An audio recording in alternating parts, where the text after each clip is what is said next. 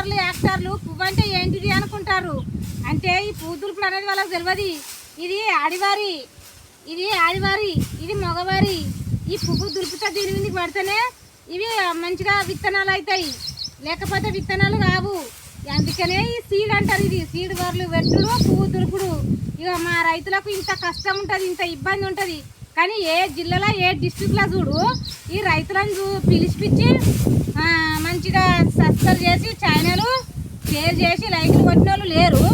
కాకపోతే మేమైతే ఈ సీడులు పెట్టితే ఈ ఆడివారి మెడిసిన్ తయారవుతుంది, ఈ మగవారి ఉడుకుడు మళ్ళీ మిల్లుకు పోద్ది.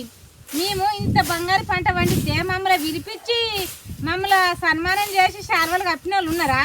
ఉండరు. మాకు లైకులు కొట్టరు, మా రైతులకు గౌరవించరు, మమ్మల్ని ఓరవర చూస్తారు. ఎందుకంటే మేము బురద తిని బురద కక్కితిమి, మేము బురద బట్టలతో ఉంటిమి. మాకు ఎందుకు లైకులు కొడతారు? మాకు ఎందుకు లైకులు షేర్ చేస్తారు? ఎండనక నీడనక కష్టపడితేనే ఇంత బంగారు పంట పండితే ఏసీ రూముల్లో పండుగలు చేసుకుంటారు, దావతులు చేస్తారు. కానీ మాకు లైకులు మాత్రం కొట్ట ధైర్యం రాదు. కోట్లు లక్షలు ఉన్నలో కొడతారు, వాళ్ళది పెద్ద పెద్దగా పోతాయి కదా పేర్లు. మరి ఇది చిన్నగా పండించే రైతులకు ఎందుకు కొడతారు? కొట్టరు సారు, కొట్టరు. మీరు ఎందుకు కొడతారు?